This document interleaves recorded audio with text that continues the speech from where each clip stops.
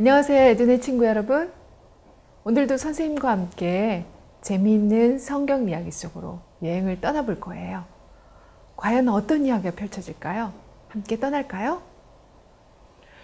여리고를 함락시킨 후 진영으로 돌아왔을 때 이스라엘 백성들의 기쁨은 이루 말할 수가 없었어요. 요단 골짜기에서 으뜸 가는 중요한 성을 싸움도 안 하고 빼앗은 것이었잖아요. 그들이 한 것이라고는 성 주위를 걷고 크게 소리 지른 것뿐이었거든요. 정말로 놀라운 일이었어요. 가나안에 있는 모든 도시를 이렇게 쉽게 함락시킬 수만 있다면 얼마 후에 이 온 땅을 차지하게 되리라고 그들은 생각하게 되었어요. 이런 생각을 하면서 그들은 아이성을 공격하기 위해 출발했어요. 아이성은 여리고보다 훨씬 작았기 때문에 몇몇 지도자들은 이스라엘 사람들이 전부 싸우러 갈 필요가 없을 것이라고 말했어요. 그들은 여호수아에게 백성을 다 올라가게 하지 말고 2~3천 명만 올라가서 아이를 치게 하소서 라고 말했어요. 그래서 약 3,000명의 용사들이 아이성을 치기 위해 올라갔어요. 그러나 그들은 그만 싸움에 지고 말았어요. 36명이나 되는 사람이 죽고 나머지 사람들은 완전히 풀이 꺾인 채 돌아왔어요. 무엇인가 잘못이 있었어요. 여호수아는 낙심이 되었어요. 그는 웬일인지 알 수가 없었어요. 승리를 약속하신 군대 장관이 도대체 어디로 가셨단 말인가요? 여호수아가 옷을 찢고 이스라엘 장로들과 함께 여호와의 궤 앞에서 땅에 엎드려 머리에 티끌을 쓰고 기도를 했어요. 그 큰 여리고성을 정복한 장군이 이런 모습을 하고 있다니 정말 무슨 일이죠? 하나님께서도 기뻐하시지 않으셨어요. 일어나라. 어찌하여 이렇게 엎드렸느냐? 그때 하나님께서는 무엇이 잘못되었는지를 말씀해 주셨어요. 이스라엘 사람 중에서 어떤 사람이 큰 죄를 저지른 것이었어요. 누군가가 하나님의 명령을 어기고 여리고에서 빼앗아 온 물건을 슬쩍 빼돌린 것이에요. 이스라엘아, 너희 중에 바친 물건이 있나니 내가 그 바친 물건을 너희 중에서 제하기 전에는 너희의 대적을 당치 못하리라. 하나님께서는 이렇게 말씀하셨어요. 그런데 여호수아가 무슨 수로 그 사람을 찾아낼 수가 있겠어요? 100만 명 가운데서 그 사람을 찾는 것은 마치 풀더미에서 바늘을 찾는 것이나 다름이 없었어요. 그때 하나님께서는 제비를 뽑아서 그 사람이 속한 지파와 가족을 찾아내고 그 사람까지 찾아내라고 명령하셨어요. 한편 아간은 훔친 물건을 자기의 장막 밑에 묻어두고는 마음을 푹 놓고 있었어요. 절대로 잡힐 염려가 없어. 엉고 말고. 아간은 혼자 중얼거렸어요. 여호수아가 백성들을 전부 불러 모으고 제비를 뽑기 시작할 때도 아간은 별로 염려를 하지 않았어요. 아무도 본 사람이 없었을 텐데 그 많은 사람 중에서 어떻게 찾아낼 수 있단 말이에요? 그렇지만 12지파가 제비를 뽑았을 때 유다 지파가 뽑혔다는 말을 듣고 그는 은근히 걱정을 했어요. 그건 우리 지파인데 하고 그는 중얼거렸어요.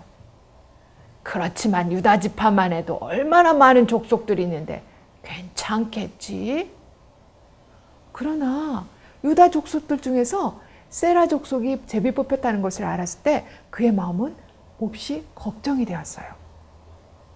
그건 우리 족속이잖아. 기분 나쁘게 점점 다가오는데? 몇 분이 지나자 제비는 더욱 가까이 이르러 와서 아간의 할아버지인 삽디가 뽑혔어요.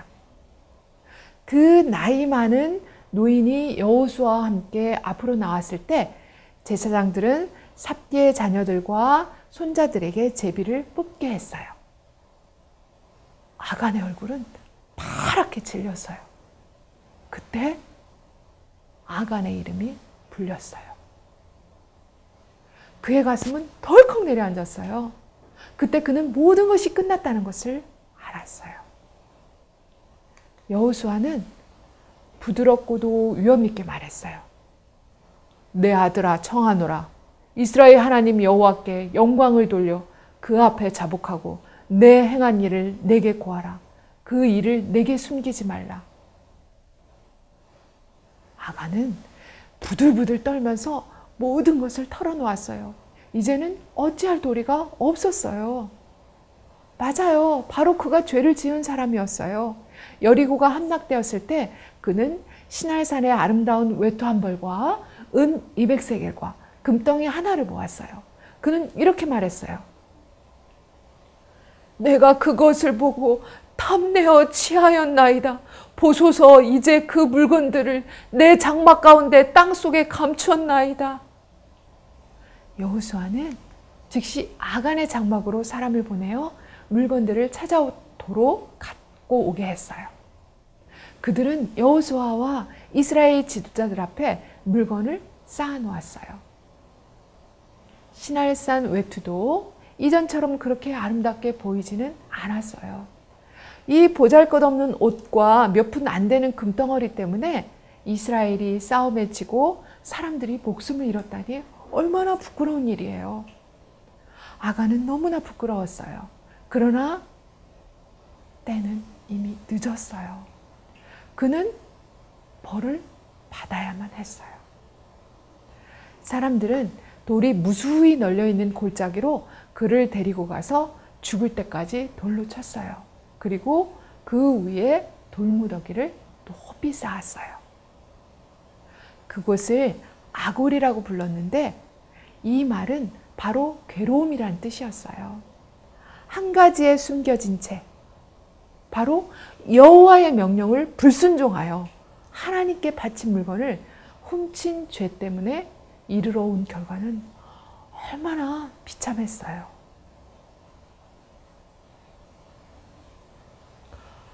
가나안 족속인 기본 거민들이 여호수아의 여리고와 아이의 행한 일을 듣고 원방에서 왔다 하며 보여준 곰팡이 핀 떡 조각으로 화치를 맺은 일 때문에 여호수아는 생각했던 것보다 훨씬 많은 문제가 닥쳐왔어요. 동맹하기로 약속한 지 얼마 되지도 않았는데 그들은 급히 와서 좀 도와달라는 기별을 보내왔어요. 근처에 있는 5나라의 왕들에게 공격을 당하려 한다는 소식이었어요. 속히 우리에게 올라와서 우리를 구조하소서. 산지에 거하는 아모리 사람의 왕들이 다 모여 우리를 치나이다. 라고 그들은 애원을 했어요. 그 5 왕들은 이스라엘 사람들을 쳐부시고 더 이상 가나안을 침입하지 못하게 하라고 단단히 계획을 했어요. 그러므로 기브온 사람들이 이스라엘과 동맹을 맺었다는 소식을 들었을 때 그들은 화가 머리끝까지 났어요. 그들은 기브온 사람들을 배반자들이라고 욕하면서 혼을 내주겠다고 몰려왔어요. 그래서 기브온 사람들은 발을 동동동 구르면서 여호수아의 도움을 청한 것이에요. 여호수아는 이전에 기본 족속과 화친을 맺을 때도 아이성을 칠 때도 하나님께 여쭤보지 않았기 때문에 그런 실수를 하였는데 이번에는 실수를 하지 않기 위하여 하나님께 먼저 여쭤보는 것을 잊지 않았어요. 하나님께서는 놀랍게도 그를 속였던 기브온 사람들을 당장 도와주러 가라고 명령하셨어요. 그래서 이스라엘 군대는 밤을 꼬박 새우면서 기브온까지 걸어갔어요. 기습을 당한 5 왕들은 사방으로 흩어져 버렸어요. 싸움을 하는 동안 2 가지의 놀라운 일이 생겼어요. 하나님 갑자기 우박이 소나기처럼 퍼부어서 적들을 죽인 것이었어요. 그래서 이스라엘 자손의 칼에 죽은 자보다 우박에 죽은 자가 더욱 많았어요. 저녁 무렵까지 그들은 계속 적들을 뒤쫓았어요. 여호수아는 밤이 되면 많은 적들을 놓치게 될 것을 알았어요. 그는 적을 다 무찌를 때까지 좀 더 시간을 달라고 하나님께 기도했어요. 왜냐하면 이 싸움은 무엇보다도 중대한 싸움이라는 것을 여호수아는 잘 알고 있었기 때문이에요. 그는 꼭 이겨야만 했어요. 해가 조금만 더 길었다면 얼마나 좋을까요? 갑자기 그는 서산으로 기울어지는 태양을 바라보며 이렇게 외쳤어요. 태양아, 너는 기본 위에 머무르라. 달아, 너도 아얄란 골짜기에 그리할지어다. 우리는 어떻게 해서 그런 일이 일어났는지 잘 모르지만 성경은 그들이 그 싸움에서 이길 때까지 태양이 머물고 달이 그쳤다고 말했어요. 다른 날 같으면 캄캄했을 시간에도 그것은 오랫동안 환한 빛이 있었어요. 태양은 계속 빛이었어요. 태양은 정말 거의 종일토록 지지 않고 그대로 있었어요. 하늘에 그대로 머물고 있는 것이에요. 여호와께서 사람의 목소리를 들으신 이 같은 날은 전에도 없었고 후에도 없었나니 이는 여호와께서 이스라엘을 위하여 싸우셨음이니라 라고 성경에는 되어 있어요. 팔레스틴에 사는 사람이라면 이 일을 모르는 사람이 아무도 없었어요. 5나라 왕들을 무찌를 수 있도록 해가 멈췄다는 소식을 들었을 때는 이미 싸움이 거의 끝나려 하던 때였어요. 이스라엘은 그 이후의 모든 싸움에서 계속 승리를 거두었어요.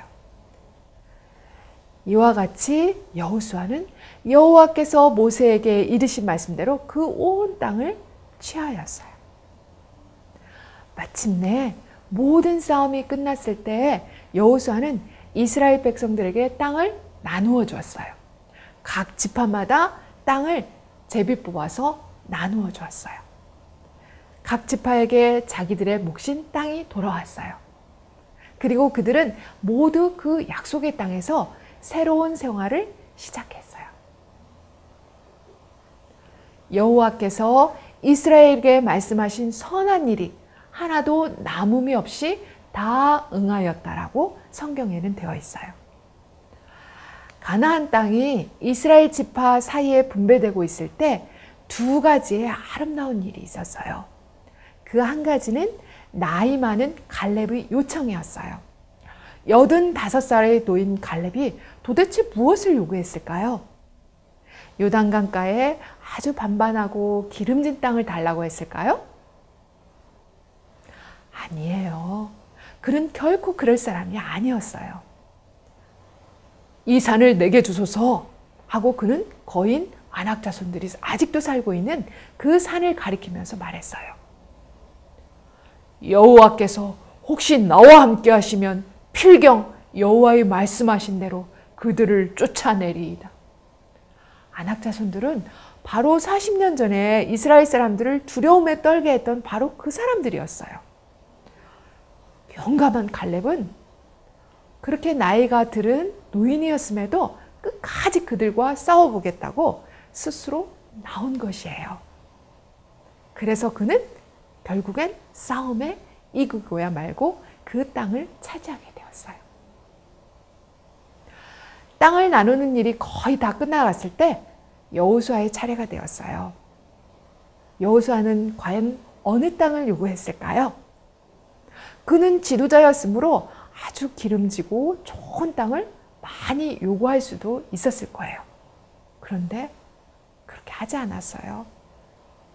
그 대신 그는 무너져버린 아주 작은 도시를 달라고 말했어요. 그 도시가 자기 앞으로 돌아왔을 때 그는 그곳을 딥낫세라라고 불렀어요. 그것은 남아있는 몫이라는 뜻이었어요. 여기서 우리는 참으로 위대한 사람의 모습을 엿볼 수가 있어요. 그는 결코 남보다 먼저 좋은 것을 취하지 않았던 것이에요. 이스라엘을 위한 행복하고 평화로운 세월은 지나갔어요. 여호수아의 100번째 생일도 지나갔어요. 그 얼마 되지 않아서 죽음이 가까움을 느낀 여호수아는 모세가 그랬던 것처럼 백성들을 모두 불러 모았어요. 그들이 다 모였을 때 그는 다시 한번 그들에게 아브라함을 갈대아 우르에서 불러내신 날부터 지금까지 그들에게 베푸셨던 하나님의 뜨거운 사랑을 생각하게 했어요. 그는 그들의 생각을 애굽에서 종살이하던 시절로 돌이키면서 홍해와 요단강에서의 놀라운 구원, 그리고 지금까지 그들에게 있었던 모든 놀라운 사건들에 대하여 말했어요.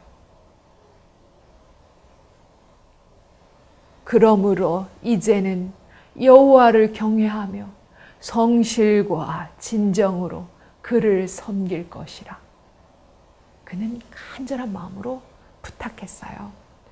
그리고 그는 만일 그들에게 그처럼 복을 주신 하나님을 잊어버리면 어떻게 되리라는 것을 경고하면서 마지막으로 이런 훌륭한 말을 덧붙였어요. 너희 섬길 자를 오늘날 택하라. 오직 나와 내 집은 여호와를 섬기겠노라.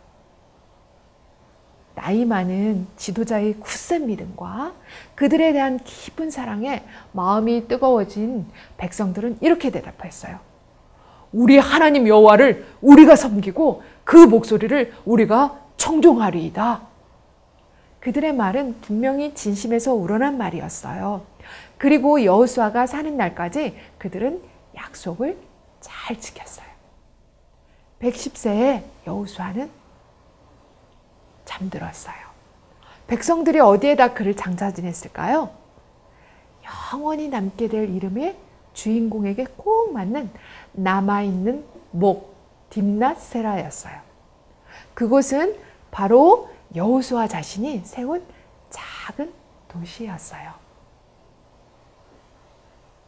어느덧 성경 속으로 떠나는 여행을 끝마쳐야 할 시간이 되었네요. 그동안 선생님과 함께 재미있게 여행을 떠나준 우리 에두네 친구들 참으로 고마웠어요. 나머지 여행은 이제 가족과 함께 아니면 친구와 함께 떠나보는 건 또 어떨까요? 지금까지 함께한 우리 친구들, 예수님 오시는 그날까지 말씀을 사랑하여 즐거이 순종하는 하나님의 자녀들이 되길 바라요. 건강한 모습으로 잘 지내요, 우리 친구들. 안녕히 계세요.